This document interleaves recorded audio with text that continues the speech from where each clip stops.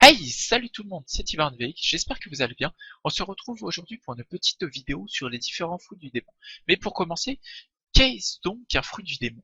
Les fruits du démon sont des fruits mystérieux qui sont source de pouvoir. En contrepartie, ils maudissent son utilisateur, car oui, celui qui mange un fruit du démon devient plus fort, mais il est condamné à ne plus jamais pouvoir nager. Plus il va s'enfoncer sous l'eau, plus l'effet sera puissant. Tout contact avec l'eau annule les pouvoirs des fruits. Il faut savoir que seule la pluie n'a aucun effet négatif. Donc, de mon point de vue, il vaut mieux bien réfléchir avant de manger un fruit du démon. Car oui, vous passez par-dessus bord, vous coulez dans Grand Line. À savoir que même les hommes poissons sont condamnés par l'eau s'ils ont mangé un fruit du démon.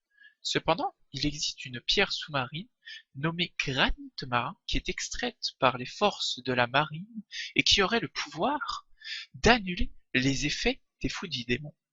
Il faut savoir qu'il existerait à peu près une centaine d'espèces différentes de fruits du démon et se vendraient pour plus de 100 millions de berries chacun. Ils sont très rares et certaines personnes pensent même que les fruits du démon sont des légendes. Il faut savoir que seule la première bouchée du fruit confère son pouvoir et que chaque fruit est unique. À ce qui paraît, ils ont un goût répugnant et dès qu'il a transmis son pouvoir, il perd de sa forme et de sa couleur.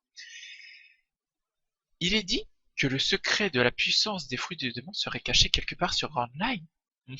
Moi perso, ça me donne envie d'aller le découvrir. Mais ça ne sera pas dans cet épisode. Je vous propose maintenant de vous expliquer les différentes catégories de fruits des démons en vous donnant quelques exemples. Commençons par la première catégorie qui est le paramécia. Les fruits du démon de la catégorie du paramécia permettent à son possesseur d'obtenir une transformation physique sur l'environnement ou de produire une substance. Ce type de fruit est le moins rare. Maintenant, passons à quelques exemples. Le fruit du gom-gom qui a été mangé par Luffy, ou le fruit de la fragmentation mangé par Baggy.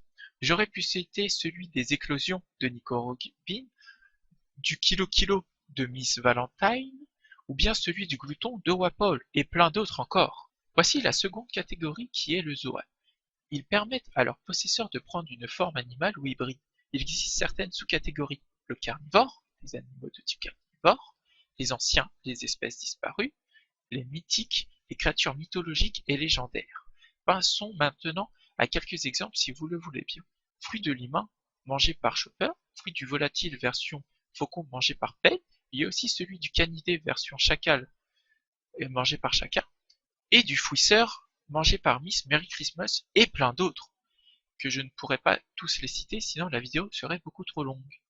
La troisième catégorie est le Logia. Son possesseur peut transformer son corps en un élément naturel et de devenir insensible aux attaques physiques. Ça, c'est vraiment trop la classe. Passons maintenant à quelques exemples. Nous avons le fruit fumigène mangé par Smoker et le pyrofruit mangé par Portgas the Ace. Il y a aussi le fruit des sables mangé par Crocodile, le fruit du gaz mangé par César Clown et le fruit du flocon mangé par Monet. La dernière catégorie des fruits du démon est de type artificiel. Il existe aussi des fruits du démon artificiels qui sont des fruits du démon dont la fabrication est basée par le prototype. Les fruits du démon artificiels créés par Vegapunk, mais ce fut un échec et c'est César Clos qui mit au point le processus grâce à une substance nommée SAD. Les déteneurs de leur pouvoir sont appelés les Smiles. Ils permettent d'obtenir que des pouvoirs de type Zoan. Alors, il n'existe que deux fruits du démon, qui est le fruit mangé par Momonosuke et le fruit mangé par Chip Aids. Cette vidéo touche à sa fin, j'espère qu'elle vous aura plu, n'hésitez pas à mettre un petit commentaire, à liker la vidéo si elle vous a plu, à la partager, à vous abonner si ce n'est pas déjà fait, et je vous fais un gros bisou mes petits agadas, et on se retrouve pour la prochaine fois. Allez, bye bye tout le monde!